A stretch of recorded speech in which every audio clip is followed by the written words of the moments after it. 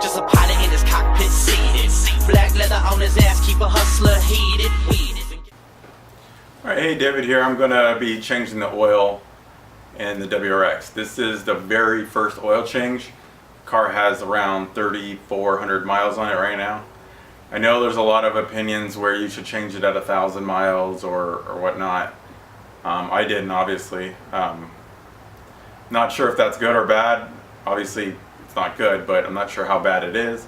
Doesn't seem like that big of a deal. I know a lot of people say to change at 3,000 miles. Every 3,000 miles. I wasn't planning on doing 3,000. I was going to do more like 5. But for the first one, I'll do 3,000, and then we'll see from there. Probably not this oil change, but the very next one, I'll probably get the oil sent to a lab and have it tested, and we can see if it actually needed the oil change or if I can go a little bit longer. Alright, so the oil I'm going to be using is, of course, Mobil 1 530, which is the recommended oil type. Not really sure what kind of oil it comes with stock, if it's a synthetic. I think it is, but this is what I'm going to be putting in there. It's a really highly rated oil. I think the Pennzoil Ultra Platinum is better, and that's probably what I'll switch to next time, but this is one of the top. So I got 6 quarts of this. Picked it up at a Sam's Club or Costco, one of the two, for like 25 bucks. Then a Fram Ultra Synthetic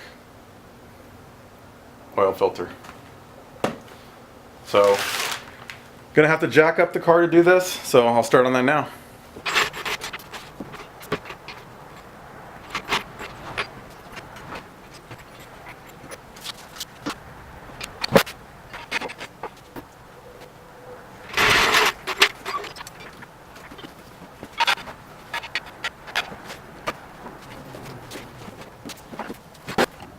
Alright, got the drain valve located, and it's probably going to be a 14 millimeter. It seems like every car is a 14,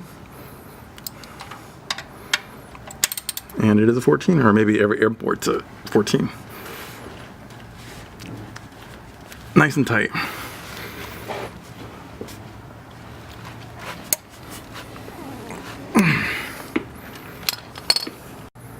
Alright, got the bolt loosened. Got my drain pan. Pull it off.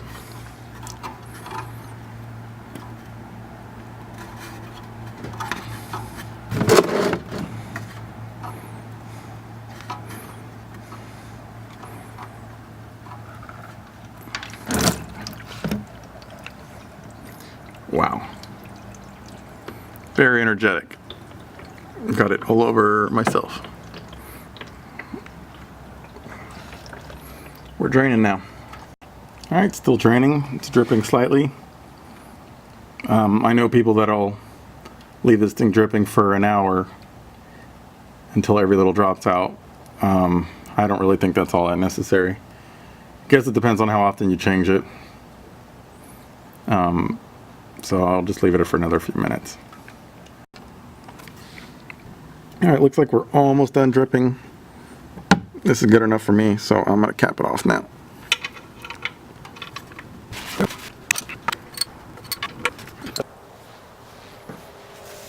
Alright, so I got the oil filter here. I'm going to try to do this, put this up here, which is a little bit dangerous, but I don't want to get oil all over the engine.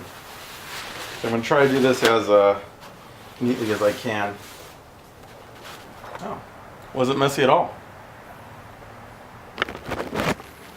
Alright, check this out, guys. Like, this is the most amazing oil filter idea I've ever seen. I mean, this car, just how simple it is. It's just right there.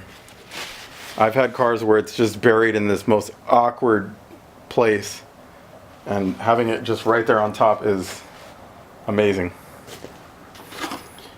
Got our new oil filter. Gonna lube it a tiny bit. Now, the only bad thing about the filter being upside down like this is you can't fill it with oil first. So that means that the engine's going to have to run for a few moments or a few seconds, a little bit starved of oil pressure. So I know a little trick to help alleviate that. I'll show you in just a second. Got that on. So So now we are going to start filling it with oil.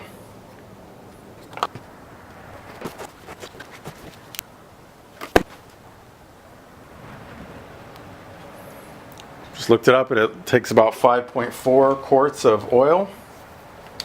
So I'm going to put 5 and then start it up and then kind of top it off.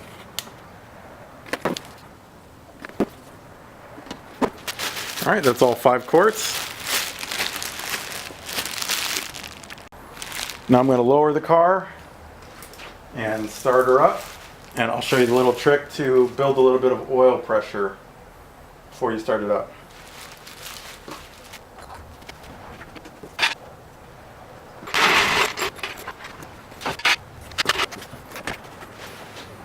Okay, it's always a good idea to just check the oil before you turn on the car, just to make sure there's oil in there. Once upon a time, I had a vehicle where I forgot to put the drain plug back on.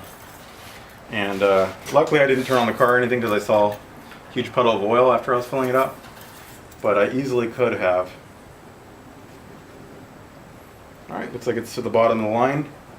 And again, it hasn't circulated it through the oil filter yet, so that's a little bit that's going to go away. And I'll show you how to fill that up, pre-charge that before you fire up the car right now.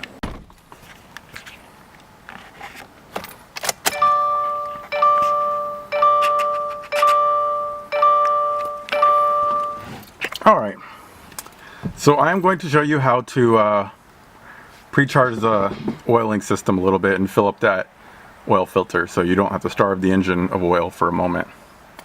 So to do that, you're just going to, oddly enough, pretty simple, you're going to hold down the gas pedal all the way.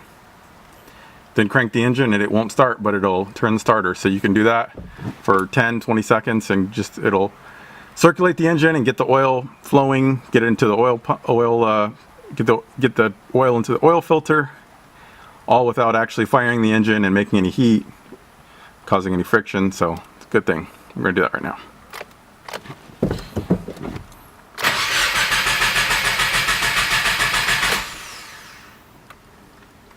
Give my starter a little bit of rest.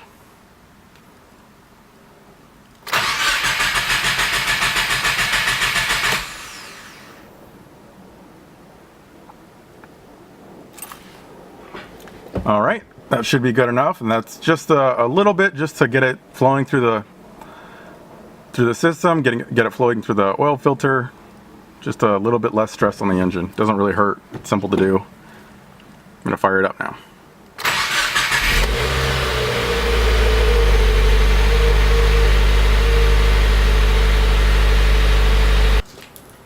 All right, let the engine run for about 30 seconds to a minute. Just to make sure the oil is everywhere. It's all in the oil filter so we can see our true level. All right, it's at the very bottom of the dipstick, so I'm going to probably put right under half a quart in.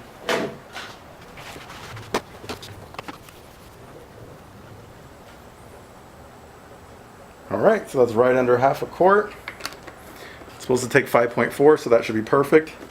What I'm going to do with this extra little bottle is just going to throw it in the trunk. And that way, when I get gas and that sort of thing, I can check the oil level and add a little bit if I need to.